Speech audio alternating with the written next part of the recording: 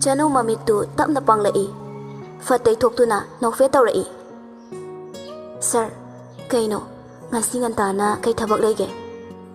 Hawatuna phammi. Sur changaktuna phamungda phamjaduna. Kaidore nasa nungaitabra? Game tawdi. Chanu, aingwanda oidaba ngangano.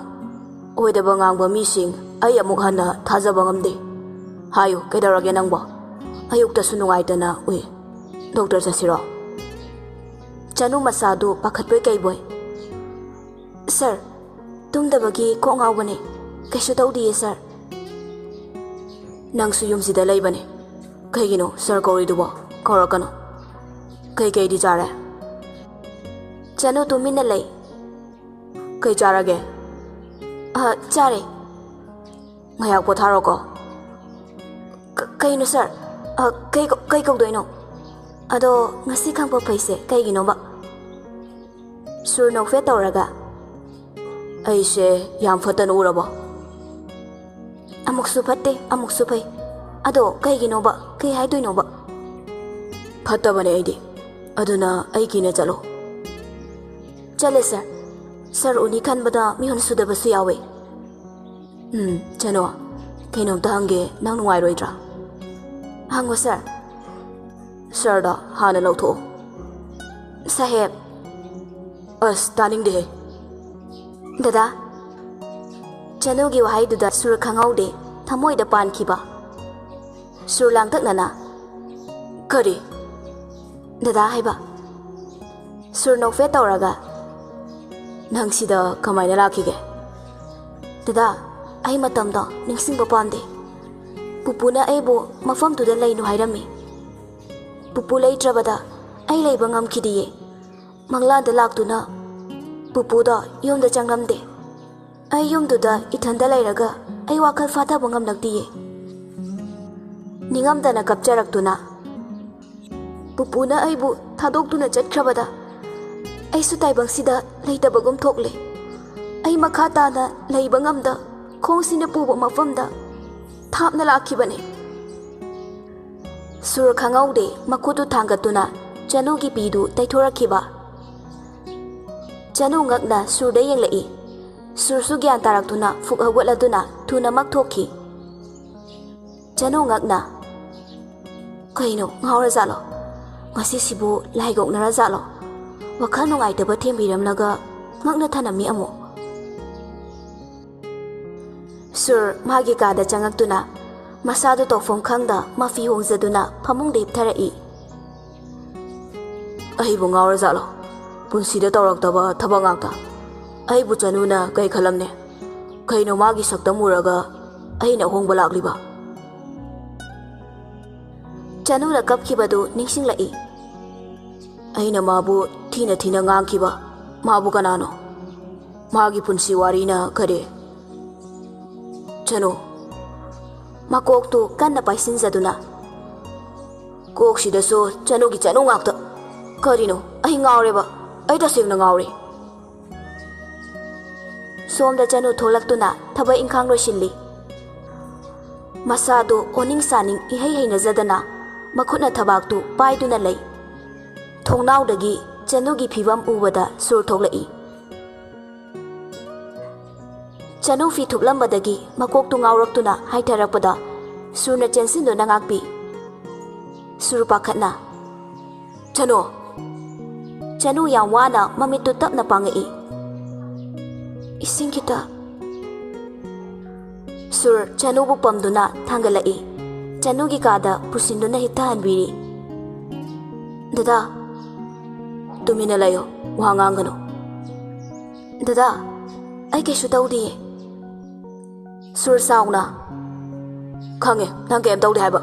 Madunane hanjin nasa warido. Ko kita ngawbane. Makha taraktringai. Aina tumila yo haise kanadana. Chanu surbukiduna tumina laikre. Sur magi kada thuna makchangaktuna hidak puduna thoklai. Chanu tapna mamitu panglai wadi ngangde. Se hidak se chasilo. ꯃꯥꯅ ꯉꯥꯛꯄꯤꯗꯨꯅ ꯍꯤꯗꯥꯛꯇꯨ ꯄꯤꯖꯔꯕ ꯇꯨꯡꯗ ꯁꯦ ꯅꯃꯤꯠꯇꯨ ꯎꯏꯁꯜꯂꯣ ꯉꯥꯏꯍꯥꯛ ꯄꯣꯊꯥꯔꯣ ꯆꯅꯨꯅ ꯋꯥ ꯉꯥꯡꯒꯦ ꯍꯥꯏꯅ ꯃꯌꯥꯗꯨ ꯍꯦꯛ ꯀꯥꯊꯣꯛꯄꯒ ꯇꯨꯃꯤꯟꯅ ꯇꯨꯝꯃꯣ ꯅꯃꯤꯠ ꯎꯏꯁꯤꯜꯂꯣ ꯆꯅꯨ ꯇꯞꯅ ꯃꯃꯤꯠꯇꯨ ꯎꯏꯁꯤꯟꯖꯗꯨꯅ ꯃꯄꯤ ꯁꯤꯟꯊꯔꯛꯏ ꯁꯨꯔ ꯅꯨꯡꯉꯥꯏꯇꯅ ꯃꯄꯤꯗꯨ ꯇꯩꯊꯣꯛꯄꯤꯗꯨꯅ ꯃꯀꯣꯛꯇꯨ ꯇꯞꯅ ꯇꯞꯅ ꯅꯥꯟꯊꯕꯤ ꯉꯥꯏꯍꯥꯛꯀꯤ ꯃꯇꯨꯡ ꯆꯅꯨꯁꯨ ꯇꯨꯝꯊꯈꯤꯕ ꯈꯪꯍꯧꯗꯦ ꯅꯤꯡꯉꯥꯏꯗꯅ ꯇꯨꯝꯂꯤꯕꯤ ꯆꯅꯨꯕꯨ ꯊꯋꯥꯏ ꯇꯥꯅ ꯌꯦꯡꯖꯗꯨꯅ ꯂꯩ ꯆꯅꯨ ꯅꯪꯕꯨ ꯊꯦꯡꯅꯔꯨꯕꯅ ꯉꯁꯤꯗꯤ ꯑꯩꯒꯤ ꯄꯨꯟꯁꯤ ꯑꯍꯣꯡꯕ ꯂꯥꯛꯂꯦ ꯏꯁꯥꯅ ꯏꯁꯥ ꯐꯥꯎꯕ ꯀꯅꯥꯅꯣ ꯍꯪꯂꯛꯂꯦ ꯀꯔꯤꯒꯤꯅꯣ ꯅꯪꯒꯤ ꯃꯤꯠꯂꯨꯒꯤ ꯄꯤ ꯎꯔꯒ ꯑꯩꯒꯤ ꯊꯃꯣꯏꯅ ꯑꯁꯨꯛ ꯋꯥꯔꯤꯕ ꯈꯪꯍꯧꯗꯅ ꯍꯨꯝꯂꯛꯄ ꯅꯣꯡꯂꯩꯅ ꯉꯁꯤꯗꯤ ꯑꯩꯒꯤ ꯅꯨꯡꯒꯨꯝ ꯀꯜꯂꯝꯕ ꯊꯃꯣꯏꯕꯨꯁꯨ ꯍꯨꯝꯗꯨꯅ ꯄꯨꯈꯤꯕꯒꯨꯝ ꯊꯣꯛꯂꯔꯦ ꯆꯅꯨ ꯅꯪꯕꯨ ꯀꯅꯥꯅꯣ ꯀꯔꯤꯒꯤꯗꯃꯛ ꯑꯩꯒꯤ ꯄꯨꯟꯁꯤꯗ ꯂꯥꯛꯂꯤꯕꯅꯣ ꯅꯪꯕꯨ ꯑꯩꯒꯤ ꯀꯅꯥꯅꯣ ꯅꯪꯕꯨ ꯀꯅꯥꯅꯣ ꯍꯥꯏꯅ ꯑꯩꯒꯤ ꯊꯃꯣꯏꯁꯤꯅ ꯍꯪꯂꯛꯂꯦ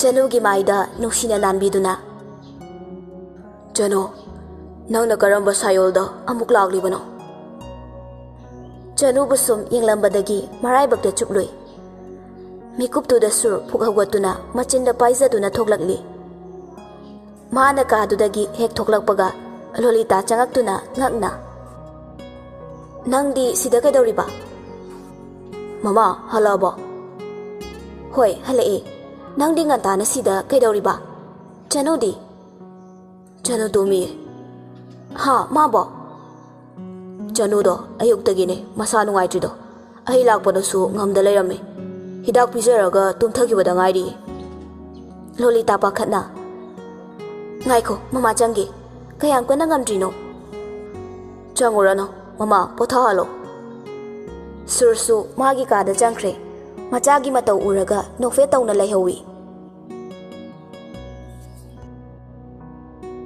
ꯅꯨꯃꯤꯗꯥꯡꯒꯤ ꯃꯇꯝꯅꯤ ꯂꯣꯂꯤꯇꯥ ꯃꯆꯥꯕꯨ ꯆꯥꯛ ꯆꯥꯅꯕ ꯀꯧꯔꯛꯏ ꯁꯨꯔ ꯀꯨꯝꯂꯛꯇꯨꯅ ꯆꯅꯨꯕꯨ ꯎꯕ꯭ꯔꯥ ꯍꯥꯟꯅ ꯌꯦꯡꯉꯤ ꯎꯗ꯭ꯔꯕꯗ ꯐꯝꯊꯔꯛꯏ ꯃꯃꯥ ꯆꯅꯨꯗꯤ ꯇꯨꯝꯍꯧꯔꯤꯌꯦ ꯅꯪꯗꯤ ꯀꯔꯤ ꯍꯤꯗꯥꯛ ꯄꯤꯖꯕꯤꯔꯨꯔꯦ ꯑꯩꯁꯨ ꯍꯧꯗꯣꯛꯄꯤꯔꯨꯗ꯭ꯔꯦ ꯃꯄꯨꯡ ꯐꯥꯅ ꯄꯣꯊꯥꯖꯔꯒ ꯍꯣꯔꯦꯟ ꯆꯥꯖꯔꯁꯅꯨ ꯁꯦ ꯆꯥꯔꯁꯤ ꯁꯨꯔꯗꯨ ꯆꯅꯨꯒꯤ ꯀꯥꯔꯣꯝꯗ ꯍꯥꯏꯐꯦꯠ ꯌꯦꯡꯗꯨꯅ ꯆꯥꯛꯇꯨ ꯆꯥꯔꯤ ꯂꯣꯂꯤꯇꯥꯁꯨ ꯇꯨꯝꯕ ꯆꯪꯈ꯭ꯔꯦ ꯑꯗꯨꯕꯨ ꯁꯨꯔꯗꯤ ꯇꯨꯝꯕ ꯉꯝꯗꯦ ꯆꯅꯨꯗꯨꯕꯨ ꯆꯥꯛꯀ ꯆꯥꯈ꯭ꯔꯖꯥꯠꯂꯥ ꯍꯥꯏꯐꯦꯠ ꯀꯨꯝꯊꯔꯛꯇꯨꯅ ꯌꯦꯡꯉꯤ ꯊꯣꯡꯗꯨ ꯍꯥꯟꯅꯒꯨꯝ ꯍꯥꯏꯐꯦꯠ ꯍꯥꯡꯗꯨꯅ ꯂꯩꯔꯝꯃꯤ ꯀꯤꯆꯟꯗ ꯆꯪꯗꯨꯅ ꯌꯦꯡꯂꯨꯏ ꯆꯥꯛꯇꯤ ꯆꯥꯗꯅ ꯂꯩꯔꯝꯃꯤ ꯁꯨꯔ ꯃꯁꯥꯗꯨ ꯇꯧꯐꯝ ꯈꯪꯗꯦ ꯉꯥꯏꯍꯥꯛ ꯁꯨꯝ ꯂꯩꯔꯝꯕꯗꯒꯤ ꯆꯥꯛꯇꯨ ꯄꯥꯏꯗꯨꯅ ꯆꯅꯨꯒꯤ ꯀꯥ ꯇꯝꯅ ꯆꯪꯂꯛꯏ ꯆꯅꯨ ꯃꯃꯤꯠꯇꯨ ꯄꯥꯡꯖ ꯇꯨꯃꯤꯟꯅ ꯐꯝꯗꯨꯅ ꯂꯩꯔꯝꯃꯤ ꯆꯅꯨ ꯆꯥꯛꯇꯨ ꯄꯥꯏꯗꯨꯅ ꯆꯪꯂꯛꯏ ꯆꯥꯛꯇꯨ ꯊꯝꯂꯒ ꯗꯗꯥ ꯁꯦ ꯆꯥꯛꯁꯦ ꯆꯥꯁꯤꯜꯂꯣ ꯗꯗꯥ ꯑꯩ ꯇꯞꯅ ꯆꯥꯒꯦ ꯆꯥꯅꯤꯡꯗ꯭ꯔꯤꯌꯦ ꯋꯥ ꯃꯈꯥ ꯌꯥꯝ ꯇꯥꯔꯛꯀꯅꯣ ꯆꯥꯒꯦ ꯗꯗꯥ ꯊꯦꯡꯂꯦ ꯄꯣꯊꯥꯕꯤꯔꯨꯔꯣ ꯆꯥꯛꯇꯣ ꯑꯩꯒꯤ ꯃꯥꯡꯗ ꯆꯥꯎ ꯑꯩ ꯍꯌꯦꯡ ꯊꯕꯛ ꯆꯠꯂꯣꯏ ꯊꯦꯡꯅ ꯇꯨꯝꯃꯁꯨ ꯌꯥꯏ ꯍꯌꯦꯡ ꯑꯣꯞꯂꯣ ꯅꯠꯇꯦ ꯑꯗꯨꯗꯤ ꯀꯩꯒꯤ ꯅꯪꯒꯤ ꯆꯅꯨ ꯉꯛꯅ ꯌꯦꯡꯉꯤ ꯑꯩꯒꯤ ꯁꯨꯔ ꯒ꯭ꯌꯥꯟ ꯇꯥꯔꯛꯏ ꯃꯆꯤꯟꯗ ꯃꯨꯔꯨꯝ ꯃꯨꯔꯨꯝ ꯁꯣꯜꯂꯛꯏ ꯑꯩꯁꯦ ꯁꯣꯏꯅ ꯁꯤꯕ ꯁꯣꯏꯔꯣꯏ ꯅꯪꯒꯤ ꯋꯥꯗꯣ ꯁꯨꯝ ꯉꯥꯡꯈꯤꯗꯣꯏꯔꯦ ꯍꯥꯏꯕꯅꯦ ꯆꯥꯛꯁꯦ ꯐꯠ ꯐꯠ ꯆꯥꯔꯣ ꯅꯠꯇ꯭ꯔꯗꯤ ꯂꯣꯏꯅ ꯃꯛꯀꯅꯤ ꯆꯅꯨꯒꯤ ꯊꯤꯀꯤꯔꯨꯝꯅ ꯆꯥꯛꯇꯨ ꯆꯥꯔꯤ ꯆꯥꯛꯇꯨ ꯆꯥꯕ ꯂꯣꯏꯔꯕꯗ ꯁꯨꯔ ꯅꯣꯛꯐꯦꯠ ꯇꯧꯔꯛꯏ ꯏꯟꯖꯥꯡꯗꯣ ꯍꯥꯎꯗꯤ ꯍꯥꯎꯇꯕꯅꯦ ꯅꯪꯅ ꯊꯣꯡꯕ ꯃꯉꯥꯏ ꯍꯥꯎꯕ ꯑꯗꯨꯅ ꯅꯪ ꯅꯥꯕ ꯌꯥꯗꯦ ꯍꯌꯦꯡꯗꯒꯤ ꯅꯥꯔꯔꯣꯏꯌꯦ ꯀꯩꯅꯣ ꯇꯨꯝ ꯍꯧꯒꯠꯂꯒ ꯆꯥꯛ ꯆꯥꯕ ꯊꯣꯛꯂꯛꯀꯦ ꯂꯩꯇꯗꯅ ꯐꯝꯂꯝꯃꯤꯁꯦ ꯗꯗꯥ ꯑꯩ ꯋꯥ ꯑꯝꯇ ꯍꯥꯏꯌꯨꯔꯥ ꯀꯩꯅꯣ ꯗꯗꯥ ꯑꯩ ꯊꯥ ꯊꯋꯥꯟꯃꯤꯆꯥꯛ ꯌꯥꯝ ꯎꯅꯤꯡꯉꯦ ꯑꯩꯅ ꯏꯇꯣꯝ ꯂꯩꯔꯒ ꯊꯥ ꯊꯋꯥꯟꯃꯤꯆꯥꯛꯀ ꯋꯥꯔꯤ ꯁꯥꯟꯅꯅꯤꯡꯉꯦ ꯁꯤꯗꯗꯤ ꯎꯁꯨ ꯎꯗꯦ ꯎꯅꯤꯡꯕ꯭ꯔꯣ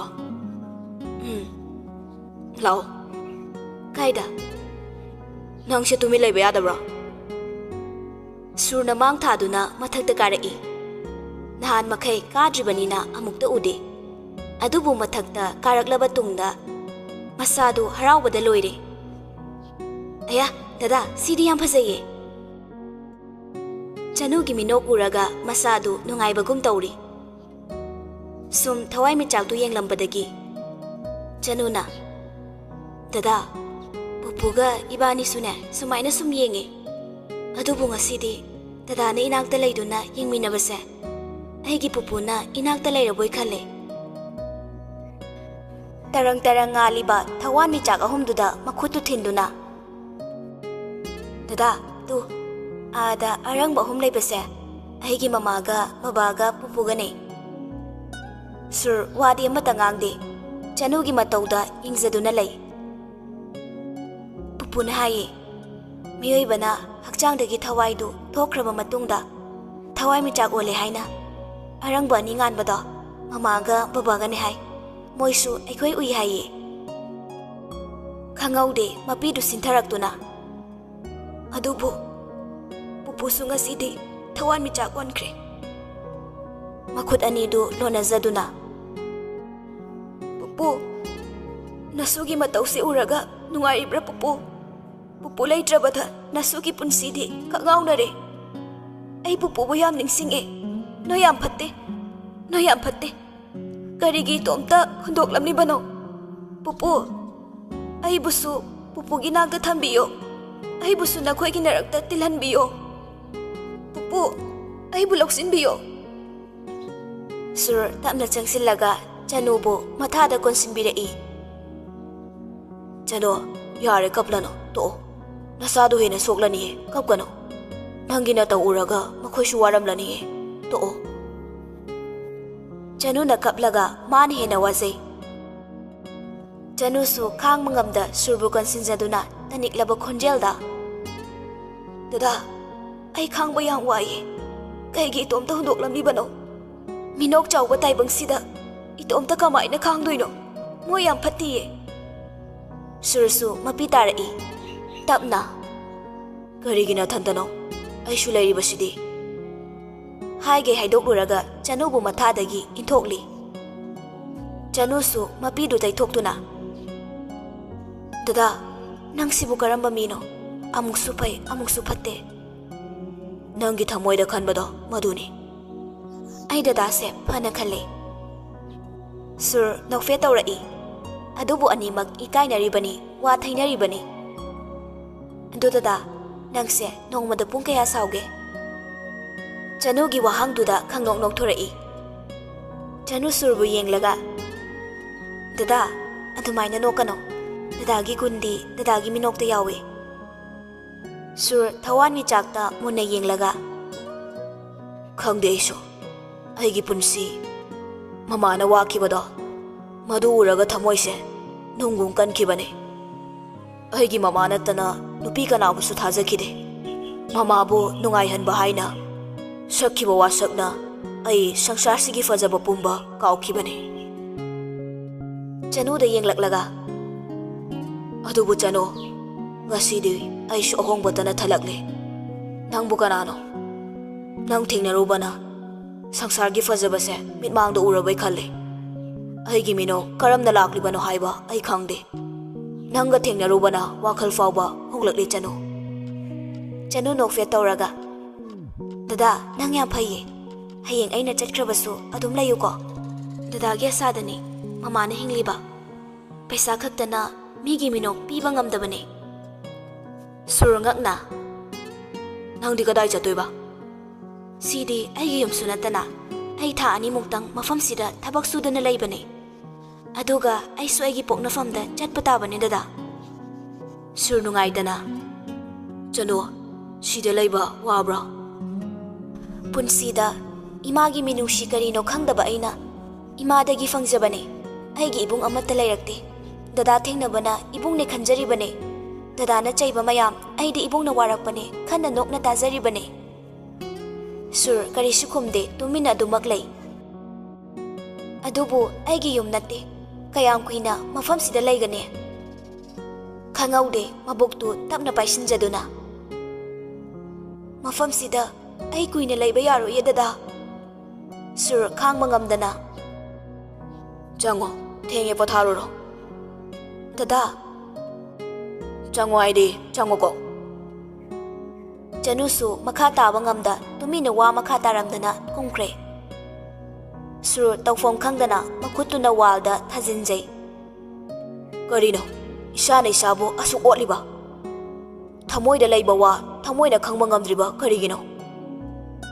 ꯑꯩꯒꯤ ꯊꯃꯣꯏꯗ ꯐꯥꯎꯔꯤꯕ ꯏꯊꯤꯜꯁꯤꯅ ꯀꯔꯤꯒꯤꯅꯣ?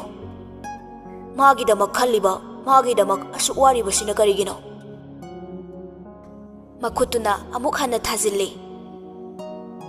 ꯆꯅꯨꯒꯤ ꯁꯛꯇꯝ, ꯆꯅꯨꯒꯤ ꯋꯥꯍꯩꯇꯕꯨ ꯋꯥꯈꯜ ꯑꯃꯗꯤ ꯃꯤꯠꯐꯝꯗ ꯇꯥꯔꯛꯂꯤ. ꯁꯨꯔ ꯈꯥꯡꯕ ꯉꯝꯗ ꯃꯅꯥꯗꯨ ꯃꯦꯟꯁꯤꯟꯗꯨꯅ, ꯀꯔꯤꯅꯣ? ꯆꯅꯨꯇꯅ ꯑꯩꯕꯨ ꯂꯥꯡꯇꯛꯅꯔꯤꯕ ꯀꯔꯤꯒꯤꯅꯣ? ꯃꯃꯤꯠꯇꯨ ꯇꯞꯅ ꯎꯏꯁꯤꯜꯂꯒ ꯇꯨꯃꯤꯟꯅ ꯂꯩꯔꯝꯕꯗꯒꯤ ꯆꯅꯨꯒꯤ ꯃꯣꯃꯣ ꯅꯣꯛꯄ ꯃꯤꯅꯣꯛꯇꯨ ꯎꯔꯛꯈꯤ. ꯆꯅꯨꯒꯤ ꯁꯛꯇꯝ ꯎꯔꯕꯗ ꯃꯥꯏꯊꯣꯡꯗ ꯃꯣꯃꯣ ꯅꯣꯛꯅ ꯅꯨꯡꯁꯤꯔꯕ ꯈꯣꯟꯖꯦꯜꯗ, ꯆꯅꯨ. ꯁꯨꯔ ꯈꯪꯍꯧꯗꯦ ꯊꯃꯣꯏꯗ ꯆꯅꯨꯒꯤ ꯃꯃꯤ ꯇꯥꯈꯤꯕ. ꯆꯅꯨꯕꯨ ꯑꯩꯒꯤ ꯅꯨꯡꯁꯤꯕ ꯀꯔꯝꯅ? ꯈꯟꯖꯤꯜꯂꯨꯕ ꯃꯇꯝꯗꯗꯤ ꯆꯅꯨꯒꯤ ꯋꯥꯍꯩ, ꯆꯅꯨꯒꯤ ꯁꯛꯇꯝ ꯃꯤꯠꯃꯥꯡꯗ ꯎꯔꯛꯈꯤ. ꯑꯇꯩ ꯀꯔꯤꯁꯨ ꯆꯪꯈꯤꯗ꯭ꯔꯦ ꯃꯥꯒꯤ ꯋꯥꯈꯜ. ꯁꯨꯔ ꯃꯁꯥꯅ ꯃꯁꯥꯒꯤ ꯁꯛꯇꯝꯕꯨ ꯁꯛꯌꯦꯡ ꯃꯤꯡꯁꯦꯜꯗꯨꯗ ꯌꯦꯡꯂꯒ, ꯃꯁꯤꯕꯨ ꯀꯧꯕ꯭ꯔꯥ ꯅꯨꯡꯁꯤꯕ? ꯑꯣꯏꯔꯝꯕ ꯇꯥꯏ, ꯅꯨꯡꯁꯤꯕ ꯍꯥꯏꯕꯗꯣ.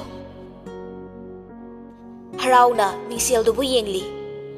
ꯆꯅꯨꯒꯤ ꯁꯛꯇꯝ ꯎꯔꯕꯗ ꯃꯈꯨꯠꯇꯨ ꯊꯥꯡꯒꯠꯇꯨꯅ ꯊꯦꯡꯂꯨꯕ ꯃꯇꯝꯗꯗꯤ ꯆꯅꯨꯒꯤ ꯁꯛꯇꯝ ꯃꯥꯡꯈ꯭ꯔꯦ. ꯁꯨꯔ ꯅꯣꯛꯐꯦꯠ ꯇꯧꯔꯒ, ꯇꯁꯦꯡꯅ ꯉꯥꯎꯔꯕ ꯍꯥꯏꯕꯗꯣ ꯑꯣꯏꯔꯦ. ꯉꯁꯤꯗꯤ ꯀꯩꯒꯤꯅꯣ ꯅꯨꯡꯁꯤ ꯏꯁꯩ ꯁꯛꯅꯤꯡꯉꯦ?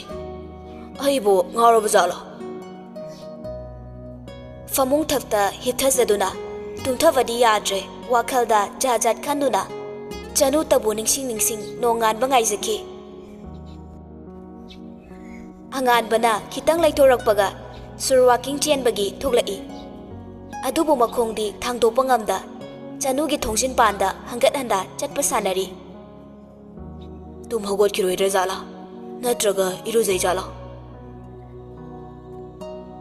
ꯁꯨꯝ ꯆꯠꯄꯗ ꯊꯣꯡ ꯃꯄꯥ ꯍꯦꯛ ꯌꯧꯕꯒ ꯆꯅꯨꯅ ꯊꯣꯡ ꯍꯥꯡꯗꯣꯔꯛꯄꯒ ꯃꯄꯥ ꯆꯞ ꯆꯥꯅ ꯑꯅꯤꯗꯨ ꯈꯪꯄ꯭ꯔꯦꯛ ꯈꯪꯃꯤꯟꯅꯩ. ꯆꯅꯨ ꯁꯣꯔꯗꯨ ꯁꯥꯡꯅ ꯍꯣꯟꯊꯗꯨꯅ, ꯑꯁ ꯗꯗꯥ ꯁꯤꯔꯝꯅꯤꯗ. ꯁꯨꯔ ꯅꯣꯛꯐꯦꯠ ꯇꯃꯛ ꯇꯧꯏ, ꯋꯥꯗꯤ ꯉꯥꯡꯗꯦ. ꯗꯗꯥ ꯋꯥꯀꯤꯡ ꯆꯦꯟꯗꯣꯏꯔꯣ? ꯆꯦꯜꯂꯨꯔꯣ, ꯑꯩꯁꯨ ꯊꯕꯛ ꯂꯣꯏꯁꯤꯟꯒꯦ. ꯆꯅꯨ ꯃꯥꯏ ꯂꯩꯗꯨꯅ ꯆꯠꯄ ꯍꯧꯏ. ꯆꯅꯨ. ꯆꯅꯨ ꯆꯞ ꯂꯦꯞꯇꯨꯅ ꯃꯃꯥꯏꯗꯨ ꯂꯦꯞꯁꯤꯜꯂꯛꯏ. ꯗꯗꯥ ꯀꯩ ꯍꯥꯏꯒꯦ? ꯁꯨꯔ ꯄ꯭ꯔꯞ ꯆꯪꯁꯤꯜꯂꯛꯇꯨꯅ ꯈꯨꯠꯅꯝꯅ ꯃꯔꯥꯏꯕꯛꯇ ꯊꯝꯂꯒ, ꯅꯪꯗꯤ ꯅꯁꯥ ꯀꯩꯁꯨ ꯇꯧꯗ꯭ꯔꯕ? ꯗꯗꯥ ꯇꯧꯗ꯭ꯔꯦ. ꯑꯁꯤ ꯍꯥꯏꯔꯝꯂꯒ ꯆꯠꯈ꯭ꯔꯦ. ꯍꯟꯗꯛꯇꯤ ꯀꯧꯕ ꯉꯝꯗ ꯃꯈꯨꯠꯇꯃꯛ ꯇꯤꯡꯊꯣꯛꯇꯨꯅ ꯌꯥꯝ ꯆꯥꯛꯅ, ꯑꯩ ꯉꯥꯎꯔ ꯆꯠꯄ ꯁꯣꯏꯔꯣꯏ. ꯑꯃꯨꯛ ꯅꯣꯛꯐꯦꯠ ꯇꯧꯔꯒ ꯊꯣꯛꯈ꯭ꯔꯦ. ꯆꯅꯨꯁꯨ ꯊꯕꯛ ꯏꯪꯈꯥꯡ ꯂꯣꯏꯔꯕ ꯇꯨꯡꯗ ꯏꯔꯨ ꯃꯥꯏꯊꯖꯗꯨꯅ ꯆꯥ ꯂꯣꯜꯂꯒ ꯆꯥꯛ ꯑꯃꯨꯛ ꯊꯥꯡꯒꯠꯈ꯭ꯔꯦ. ꯁꯨꯔ ꯂꯝꯕꯤꯗ ꯁꯨꯝ ꯆꯦꯜꯂꯝꯕꯗꯒꯤ ꯑꯉꯥꯡ ꯑꯃꯅ ꯑꯉꯥꯡꯕ ꯔꯣꯁ ꯑꯃ ꯄꯥꯏꯗꯨꯅ ꯂꯥꯛꯏ. ꯗꯗꯥ ꯔꯣꯁ ꯑꯝꯇ ꯂꯩꯕꯤꯌꯣ. ꯁꯨꯔ ꯂꯦꯞꯇꯨꯅ, ꯔꯣꯁꯇꯤ ꯂꯧꯔꯔꯣꯏ. ꯑꯗꯣ ꯄꯩꯁꯥꯁꯦ ꯑꯣꯏꯅ ꯂꯧꯔꯣ, ꯑꯗꯨꯒ ꯆꯠꯂꯣ. ꯐ꯭ꯔꯤꯗꯗꯤ ꯂꯧꯕꯤꯒꯅꯣ ꯗꯗꯥ. ꯑꯗꯣ ꯑꯩꯅ ꯁꯤ ꯂꯧꯔꯒ ꯀꯩꯗꯧꯗꯣꯏꯅꯣ? ꯄꯩꯁꯥꯁꯤꯗꯤ ꯂꯧꯔꯣ, ꯑꯗꯨꯒ ꯑꯇꯣꯞꯄꯗ ꯌꯣꯜꯂꯣ. ꯗꯗꯥꯒꯤ ꯊꯃꯣꯏꯗ ꯂꯩꯕ ꯃꯤ ꯑꯃꯍꯦꯛꯇꯗ ꯄꯤꯌꯨ. ꯄꯨꯟꯁꯤꯒꯤ ꯑꯣꯏꯅ ꯗꯗꯥꯒ ꯂꯣꯏꯅꯒꯗꯕ ꯃꯤꯗ. ꯂꯩ ꯑꯁꯦ ꯅꯨꯡꯁꯤꯕꯗ ꯄꯤꯒꯗꯕ ꯂꯩꯅꯦ. ꯁꯨꯔꯒꯤ ꯋꯥꯈꯜꯗ ꯆꯅꯨꯕꯨ ꯅꯤꯡꯁꯤꯡꯂꯛꯏ. ꯐꯔꯦ, ꯑꯗꯨꯗꯤ ꯑꯩꯉꯣꯟꯗ ꯂꯣꯏꯅ ꯄꯤꯔꯛꯑꯣ. ꯄꯩꯁꯥꯗꯨ ꯄꯤꯗꯨꯅ ꯔꯣꯁꯇꯨꯕꯨ ꯃꯨꯟꯅ ꯌꯦꯡꯂꯒ ꯅꯣꯛꯐꯦꯠ ꯇꯧꯔꯛꯏ. ꯑꯩꯕꯨ ꯁꯤꯕꯨ ꯀꯃꯥꯏ ꯄꯤꯗꯣꯏꯅꯣ? ꯈꯟꯖꯤꯜꯂꯨꯕꯗ ꯃꯀꯣꯛꯇꯨ ꯍꯣꯠꯇꯨꯅ, ꯑꯁ ꯀꯃꯥꯏ ꯄꯤꯗꯣꯏꯅꯣ ꯁꯤꯕꯣ? ꯆꯅꯨ, ꯁꯦ ꯔꯣꯁ. ꯑꯁ ꯁꯤꯗꯤ ꯑꯗꯨꯝ ꯆꯦꯟꯈ꯭ꯔꯅꯤ. ꯆꯅꯨ, ꯁꯦ ꯔꯣꯁꯁꯦ ꯃꯄꯣꯛ 7 ꯑꯩꯒꯤ ꯅꯥꯛꯇ ꯂꯩꯅꯕ. ꯑꯁ ꯁꯤꯗꯤ ꯁꯣꯏ ꯈꯨꯄꯥꯛ ꯆꯥꯔꯅꯤꯕꯣ. ꯆꯅꯨ, Rose yam fazai nang lojaro. As sidi kem kanadre. Mathanta paksauda sauzai amuk no fe tawrai. Kem haidabi tumina thaklaw na hekta thanam na loire. Rose singdu makhuta paiduna lagli. Lolita su chadu thakna. Janua icha thoidi office chatkraba. Working chatkibadagi halaktriye. Ado ngasidi chaloi haigum tawkibane khangdi ima. Lolita ngakna. Sunday faw nongmata lepo yadaba mana. Ado ima nongmata suti fangdaba thabak tubo kay thabak no. Mina su hanglibane thabak na tida. Magi tonganba business makhalamane. Kaybo Guwahati da layriba achaw-achawba guest house gumba 5-star hotel gumba tingumba lingkhatba aduga thambani ichani lingkhatpani chanu ngakna aduloi maki mapuro mani paisa mayam dudi kadai da thamino mama orphan home gumba leita lairaba arsam gumba da donate tawbani wari sanaringai sur changlai Mama ubada Rose tu matung da lotu na lai. Chanu nokfet na. Ima, dada la Dada kaurak paduda ngak na yeng lamlaga nokfet tawrai. Kaugadabani. Imung sida lay minaraga. Sur kada wana kage tawsay. Lolita na. Chathoy, ngasi dinang chatlaroy draw. Hoy mama, chatlaroy Yam thazadana kay layrage. Suru Khongfam khangda lairambadagi khangawdana. Mama, sisu aigi yumne. Chatningba matamda chatni, lainingba matamda laini. Imadi harauribani ne. Kaino nangna mamay makoksanadaba ngakta nganglidubo. Mama na hanglibadu khumdagay Rose tu lotu na kakre. Kaino masya ngangsibo. Gyan tarira ngawrira kainom tawrine. Chanu nokfe tawrai. Ma, aisu khalini. Sarakaro kanu dadagaw CDI haye. Amuksu aingonda thina ngangi. Amuksu ai fahaning bagong ngangi. Parira fatrira ai foloksin pham khangdreda. Chak to loisilo isa horak tringai. Surkada changlaktuna Rose tu munna yingse. Ai busibo kamai pidoino ba. Mama sisu sumna sila layeme. Makok tu paiduna amuk famthai. Kaino aina handa honglakliba mayam sibo. Amuk harauna nushiraba khonjelda. Jano nangbu nushi khanglaklaba mikupsida. Hena nangbudi nushiba helakle. Nangi nushibana tapna. Aibu nanaktu chingsile. Rose tu paiduna haifeta makum tharaktuna yenglui. Mama laiba udrabada tapna kumtharai. Aibu kamaina pine. As hoida mamai lai thoraktringai thanamaga chela loireda.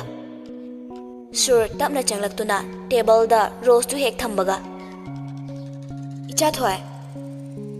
Sur khangpre khangna mama da fat yeng thorai. Lolita ngakna.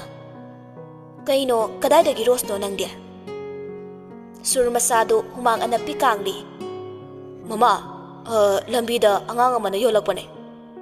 Adu boba, lay pamdaba nang nakadomdagya. Mama, angang dugi matawduda lawbane. Sigi wasam thanay siya. Rose tu laymayda lang thoktuna chatkre. Lolita na.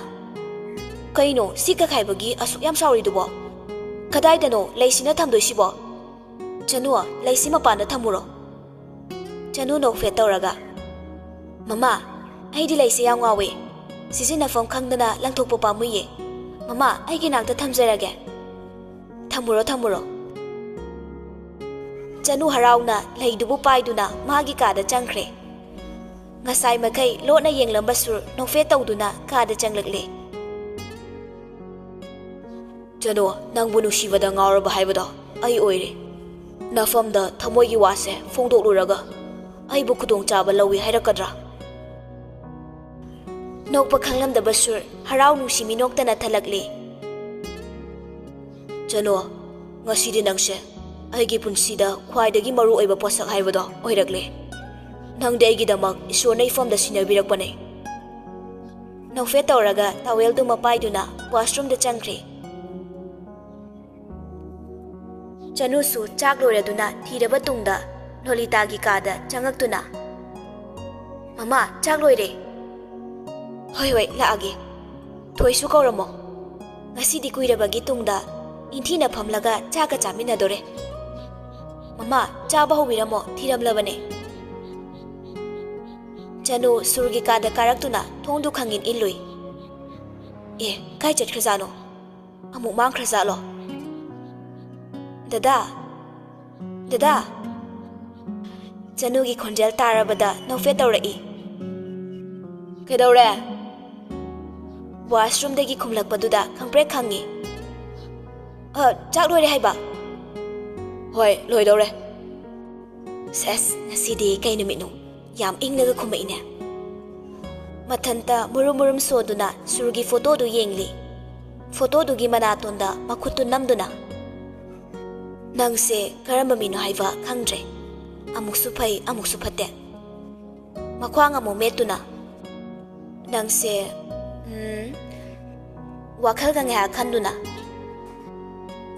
ꯃꯥꯃ Shri ꯁꯛꯀꯅꯤꯅ ꯁꯥꯔꯛꯄ ꯁꯣꯏ ꯑꯣꯏꯔꯝꯅꯤꯌꯦ, ꯅꯠꯇ꯭ꯔꯒ ꯅꯥꯔꯥꯌꯟ꯫ ꯑꯦ ꯅꯥꯔꯥꯌꯟꯅ ꯑꯐꯕꯒꯤ ꯃꯔꯛꯁꯨ ꯂꯩ, ꯐꯠꯇꯕꯒꯤ ꯃꯔꯛꯇꯁꯨ ꯂꯩ꯫ ꯁꯨꯔꯗꯤ ꯆꯅꯨꯒꯤ ꯃꯇꯧꯗꯨ ꯁꯨꯝ ꯌꯦꯡꯂꯝꯕꯗꯒꯤ ꯅꯧꯐꯦꯠ ꯇꯧꯔꯛꯏ꯫ ꯅꯥꯔꯥꯌꯟꯗꯤ ꯃꯕꯨꯛꯆꯦꯜ ꯆꯥꯎꯔꯤꯗꯨꯗꯤ, ꯃꯥꯃ ꯁ꯭ꯔꯤ ꯁꯛꯀꯅꯤꯁꯨ ꯃꯆꯤꯟ ꯃꯅꯥꯎ 5ꯕꯨ ꯏꯟꯊꯤꯅ ꯊꯝꯕꯤꯔꯝꯂꯤꯕꯗꯨꯗꯤ꯫ ꯆꯅꯨ ꯈꯪꯄ꯭ꯔꯦꯛ ꯈꯪꯅ ꯇꯨꯡ ꯌꯦꯡꯂꯛꯄꯗ ꯁꯨꯔ ꯂꯦꯞꯇꯨꯅ ꯂꯩꯔꯝꯕꯗꯨ ꯎꯕꯗ ꯅꯣꯛꯁꯤ ꯀꯗꯥꯏ ꯅꯣꯛꯂꯨꯁꯤ ꯀꯗꯥꯏ ꯇꯧꯗꯨꯅ ꯂꯩ꯫ ꯆꯥꯛ ꯆꯥꯅꯕ ꯀꯨꯝꯃꯣꯗꯨꯗ꯫ ꯆꯅꯨꯗꯨ ꯐꯠ ꯊꯣꯛꯂꯛꯇꯨꯅ ꯊꯣꯡꯗꯨ ꯍꯥꯡꯅꯕ ꯍꯣꯠꯅꯩ꯫ ꯑꯁ ꯃꯁꯤꯒꯤ ꯊꯣꯡꯁꯦ ꯑꯃꯨꯛ ꯍꯧꯔꯦꯕ ꯃꯁꯤ꯫ ꯃꯆꯤꯟꯗ ꯁꯣꯟꯗꯨꯅ ꯍꯥꯡꯅꯕ ꯍꯣꯠꯅꯔꯤ꯫ ꯁꯨꯔ ꯇꯞꯅ ꯆꯪꯁꯤꯜꯂꯛꯇꯨꯅ ꯆꯅꯨꯒꯤ ꯇꯨꯡꯃꯛꯇꯗ ꯂꯦꯞꯇꯨꯅ ꯊꯣꯡꯗꯨ ꯍꯥꯡꯂꯤ꯫ ꯆꯅꯨꯁꯨ ꯃꯁꯥꯗꯨ ꯄꯥꯈꯠꯄꯣꯏ ꯀꯩꯕꯣꯏ ꯁꯣꯔ ꯍꯣꯟꯗꯨꯅ ꯈꯥꯡꯂꯤ꯫ ꯀꯩꯅꯣ ꯑꯗꯨ ꯄꯥꯈꯠꯅ ꯂꯦꯞꯄꯤꯗꯣ? ꯆꯅꯨꯒꯤ ꯂꯦꯡꯕꯥꯟꯗ ꯄꯥꯏꯗꯨꯅ ꯃꯃꯥꯏꯗꯨ ꯂꯩꯁꯤꯟꯕꯤ꯫ ꯁꯨꯔꯒꯤ ꯐꯤꯕꯝ ꯎꯕꯗ ꯌꯦꯡꯕꯗꯤ ꯉꯝꯖꯗ ꯃꯃꯥꯏꯗꯨ ꯂꯨꯛꯊꯖꯗꯨꯅ ꯗꯗꯥ ꯑꯩꯅ ꯇꯧꯒꯦꯅ ꯇꯧꯕ ꯅꯠꯇꯤꯌꯦ, ꯗꯗꯥꯒꯨꯝ ꯃꯊꯣꯡ ꯈꯪꯗꯦ ꯊꯣꯡꯁꯤꯁꯨ꯫ ꯁꯨꯔ ꯅꯧꯐꯦꯠ ꯇꯧꯔꯤ꯫ ꯃꯊꯟꯇ ꯄꯪꯂꯣꯟꯅ ꯂꯣꯟꯁꯤꯟꯕ ꯊꯣꯡꯁꯤꯕꯨ ꯀꯩ ꯊꯣꯡꯅꯣꯕ? ꯆꯥꯛ ꯆꯥꯅꯕ ꯂꯥꯛꯑꯣ꯫ ꯃꯃꯥꯏꯗꯨ ꯐꯠ ꯂꯩꯊꯣꯛꯇꯨꯅ ꯆꯠꯈ꯭ꯔꯦ꯫ ꯁꯨꯔ ꯅꯧꯐꯦꯠ ꯃꯐꯤꯗꯨ ꯁꯦꯠꯆꯤꯜꯂꯤ꯫ ꯀꯩꯅꯣ ꯅꯪꯒꯤ ꯋꯥꯍꯩꯇꯕꯨ ꯇꯥꯅꯤꯡꯂꯛꯂꯤꯕ? ꯅꯪꯒꯤ ꯈꯣꯟꯖꯦꯜ ꯇꯥꯔꯒ ꯊꯃꯣꯏꯁꯤ ꯃꯀꯥ ꯂꯥꯝꯕ ꯅꯨꯡꯉꯥꯏꯕꯩ ꯈꯜꯂꯨꯏꯁꯤꯕꯣ? ꯃꯈꯥꯗ ꯀꯨꯝꯊꯔꯛꯏ꯫ ꯂꯣꯂꯤꯇꯥꯅ ꯂꯥꯛꯑꯣꯅꯦ ꯊꯣꯏ ꯆꯥꯛꯁꯦ ꯂꯥꯝꯂꯦꯅꯦ, ꯆꯅꯨ ꯅꯪꯁꯨ ꯐꯝꯂꯛꯑꯣ꯫ ꯁꯨꯔ ꯎꯕꯗ ꯀꯤꯊꯤ ꯀꯤꯔꯨꯝ ꯇꯧꯔꯒ ꯃꯃꯥ ꯑꯩ ꯀꯣꯟꯅ ꯆꯥꯔꯒꯦ꯫ ꯀꯩꯅꯣ ꯄꯨꯟꯅ ꯆꯥꯍꯧꯔꯁꯤ ꯆꯥꯔꯤꯉꯩꯁꯤꯗ꯫ ꯆꯅꯨ ꯂꯣꯂꯤꯇꯥꯗ ꯌꯦꯡꯗꯨꯅ ꯁꯨꯔꯗ ꯏꯪꯒꯤꯠ ꯇꯧꯏ꯫ ꯁꯨꯔꯁꯨ ꯂꯩꯊꯣꯛꯂꯨꯕꯗ ꯎꯕꯗꯒꯤ ꯑꯩꯁꯦ ꯕꯨꯠ ꯅꯠꯇꯤꯌꯦ, ꯀꯩꯒꯤꯅꯣ ꯑꯗꯨꯛ ꯌꯥꯝ ꯀꯤꯔꯤꯗꯨꯕꯣ? ꯂꯣꯂꯤꯇꯥ ꯅꯧꯐꯦꯠ ꯇꯧꯔꯒ ꯑꯗꯨꯕꯨꯗꯤ ꯑꯩ ꯃꯉꯥꯏꯔꯦ ꯅꯪꯕꯨ ꯀꯤꯗ꯭ꯔꯤꯁꯦ꯫ ꯆꯥꯗꯅ ꯍꯧꯒꯠꯈꯤꯅꯤꯀꯣ, ꯐꯝꯅꯔꯣ꯫ ꯆꯅꯨ ꯆꯥꯛ ꯆꯥꯅ ꯆꯥꯅ ꯂꯣꯂꯤꯇꯥꯒ ꯋꯥꯔꯤ ꯇꯧꯔꯤ꯫ ꯆꯅꯨꯒꯤ ꯁꯛꯐꯝꯕꯨ ꯃꯤꯠꯐꯝ ꯍꯣꯡꯗ ꯌꯦꯡꯗꯨꯅ ꯂꯩꯔꯤ꯫ ꯆꯅꯨꯒꯤ ꯆꯤꯝꯕꯥꯜꯗꯒꯤ ꯊꯣꯛꯄ ꯋꯥꯍꯩꯅ ꯃꯥꯏꯊꯣꯡ ꯃꯀꯥ ꯂꯥꯝꯅ ꯃꯃꯣꯟ ꯅꯣꯛꯂꯤ ꯁꯨꯔ꯫ ꯏꯆꯥ ꯊꯣꯏ, ꯉꯁꯤꯗꯤ ꯑꯩꯈꯣꯏ ꯑꯍꯨꯝꯁꯨ ꯀꯗꯥꯏꯗꯅꯣꯃ ꯆꯠꯂꯨꯁꯤꯗꯅ ꯏꯆꯥꯅ ꯌꯨꯝꯗ ꯂꯩꯔꯤꯉꯩ꯫ ꯁꯨꯔꯁꯨ ꯃꯃꯥꯅ ꯍꯥꯏꯔꯤꯕꯗꯨ ꯇꯥꯗꯦ꯫ ꯂꯣꯂꯤꯇꯥ ꯉꯛꯅ ꯊꯣꯏ ꯍꯣꯏ ꯌꯥꯝ ꯅꯨꯡꯁꯤꯌꯦ꯫ ꯈꯪꯍꯧꯗꯦ ꯐꯠ ꯍꯥꯏꯗꯣꯛꯈꯤꯕ꯫ ꯂꯣꯂꯤꯇꯥ ꯉꯛꯅ ꯀꯔꯤ? ꯁꯨꯔ ꯒ꯭ꯌꯥꯟ ꯇꯥꯔꯛꯇꯨꯅ ꯑꯩ ꯀꯩ ꯍꯥꯏꯈꯤꯒꯦ? ꯉꯁꯤ ꯏꯆꯥꯅ ꯁꯨꯇꯤ ꯑꯣꯏꯔꯤꯉꯩꯗꯅꯦ ꯀꯗꯥꯏꯗꯅꯣꯃ ꯀꯣꯏꯕ ꯆꯠꯂꯨꯁꯤ ꯍꯥꯏꯕ꯫ ꯑꯃꯨꯛ ꯅꯥꯒꯦ ꯍꯥꯏꯔꯣ ꯍꯜꯂꯛꯑꯒ? ꯆꯅꯨ ꯌꯥꯎꯔꯤꯁꯤꯗꯤ ꯀꯩꯁꯨ ꯇꯧꯔꯣꯏ꯫ ꯏꯃꯥ ꯑꯩꯗꯤ ꯀꯩꯁꯨ ꯆꯠꯅꯤꯡꯗꯦꯗ꯫ ꯅꯪ ꯌꯥꯎꯗ꯭ꯔꯗꯤ ꯃꯃꯥꯁꯦ ꯄꯨꯗꯨꯅ ꯆꯠꯄ ꯉꯝꯃꯣꯏ꯫ ꯑꯩꯅ ꯍꯥꯏꯗꯤ ꯃꯃꯥꯁꯦ ꯃꯁꯥ ꯁꯣꯜꯂꯦꯕ꯫ ꯆꯅꯨ ꯆꯠꯂꯨꯁꯤꯗꯅ, ꯅꯪꯁꯨ ꯂꯥꯛꯄꯒꯤ ꯀꯔꯤꯝ ꯆꯠꯇ꯭ꯔꯦ꯫ ꯊꯕꯛꯀ ꯈꯔ ꯊꯨꯅ ꯂꯣꯏꯁꯤꯜꯂꯒ ꯅꯪꯁꯨ ꯂꯣꯏꯁꯤꯜꯂꯨꯔꯣ꯫ ꯃꯃꯥ ꯍꯤꯗꯥꯛꯇꯤ ꯆꯥꯔꯕꯣ? ꯍꯣꯏꯅꯦ ꯆꯥꯛ ꯇꯣꯛꯇ ꯉꯥꯏꯔꯤ, ꯀꯣꯟꯅ ꯆꯥꯔꯒꯦ꯫ ꯂꯥꯛꯑꯣ ꯂꯥꯛꯑꯣ꯫ ꯆꯅꯨ ꯃꯥꯒꯤ ꯂꯣꯏꯁꯤꯟꯐꯝ ꯊꯣꯛꯄ ꯊꯕꯛ ꯂꯣꯏꯁꯤꯟꯗꯨꯅ ꯀꯥꯗ ꯆꯪꯉꯛꯏ꯫ ꯑꯩ ꯁꯪꯁꯥꯔꯒꯤ ꯃꯐꯝ ꯐꯖꯕ ꯏꯃꯤꯠꯁꯤꯅ ꯎꯅꯤꯡꯗꯦ꯫ asuk chamjaba imuksida aina tawribasibu chumlibra kayam kuina lotuna thamkini aigi phibam khangdringai ai yumsibu thadoktuna chatkigani chanu tholakpaga surna kumakpaga mapa chanai dada ai ima kaurukige mamadi mapanda laikre chanu wahaidu tabada thokige tawi chanu tung hana yengduna dada kai haige nangdi kaida chaninge hauzik aigi mitsina mafam phajaba karisu yengningdre achikpa imaina thalaba mafamduda tumina famningi sangsargi fajabadi imitsina uningdre chanu tapna thokre chanu gi wahaiduda nungaitre chanu nangi punsida kudong thiba nangkre haiba ai khangi adubu maka tana nada nangbo wahan ba pamdre nangi pirangna nada gi thamoise kaibagum thokle chanu achikpa mafam imaitana thallaba luraba laije isingum ipom nairiba samudra amagi mapanda gari du thorakli samudra dugi mapanda gari du khamlaga mama kumo lolita mafam du yengduna kaino sidi misu leite sidi kaida yengdiba sur mafam du haifet yenglaga mama da onsilai mama mausagi fajaraba mafamne achikpatana thalaba isingi maina laitengliba mafamne chanu da mugengli chanu surgi wahaidu tabada harauna yengthoklui mafamdugi fajabadu ubada harauna gari dagi kumthaduna imaidugi mapanda lakduna thawai tana yengli sursu chanugi mataudu ubada harauna nofe tawzarui lolita su kumlaktuna haigumdana onthokna su pukning huna fajaidako law photo dum kapu lawne makoi ahum photo kapli chanu camera du paiduna mama macha bu kapminari